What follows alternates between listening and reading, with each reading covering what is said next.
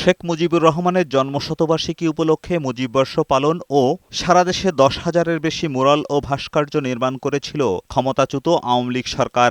দুদক বলছে, সাবেক প্রধানমন্ত্রী শেখ হাসিনা ও তার বোন শেখ রেহানা সহ অন্যরা শতবর্ষ পালনের নামে রাষ্ট্রের 4,000 কোটি টাকার ক্ষতিসাধন করেছে।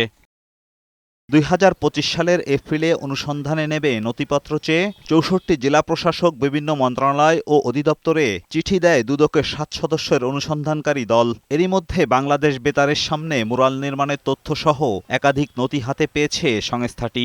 শেখ মুজিবের জন্মশতবার্ষিকী পালন এবং সারা দেশে বিভিন্ন জায়গায় 10,000-এরও বেশি মুরাল ভাস্কর্য নির্মাণ করে রাষ্ট্রীয় কোষাগার থেকে 4,000 কোটি টাকার বেশি অর্থ অপচয়ের অভিযোগে যে অনুসন্ধান চলমান রয়েছে, অনুসন্ধানকারী কর্মকর্তাগণ বিভিন্ন সংশ্লিষ্ট দপ্তরগুলোতে পত্র প্রেরণ করেছিলেন, অনেক জায়গা থেকে তথ্য পেয়েছেন।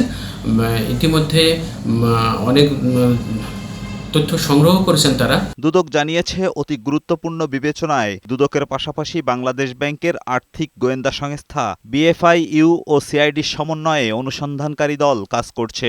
দুর্নীতি দমন কমিশন, সিআইডি এবং বাংলাদেশ ব্যাংক সহ যে জয়েন্ট ইনভেস্টিগেশন টিম আছে, যেটা আমরা সংক্ষেপে জিট বলি, এই টিম মূলত বিভিন্ন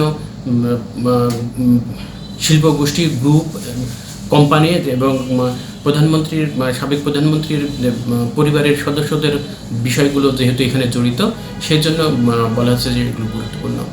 সংসদে এক প্রশ্নের জবাবে গেল রোববার অর্থমন্ত্রী আমির খসরু মাহমুদ চৌধুরী জানান, মুজিববর্ষে শেখ মুজিবুর রহমানের ছবি ও বেদি তৈরি সরকারি অফিসে ব্রোঞ্জ, তামা ও মার্বেলের পাথরের মূর্তি নির্মাণ এবং সময় গণনার ডিজিটাল বোর্ড তৈরিতেই 982 কোটি টাকার বেশি ব্যয় করা হয়। শেখ মুজিবের ছবি ও বেদি তৈরি বিভিন্ন সরকারি অফিসে ব্রোঞ্জ, তামা, মার্বেল পাথরের মূর্তি বানাইতে এবং রাষ্ট্রীয়ভাবে সময় গণনার ডিজিটাল বোর্ড তৈরিতে সকল মন্ত্রণালয় বিভাগ সর্বমোট 982,91,74,000 কোটি টাকা ব্যয় করেছে। মাননীয় স্পিকার। এজাজুল হক মুকুল, বৈশাখী সংবাদ, ঢাকা।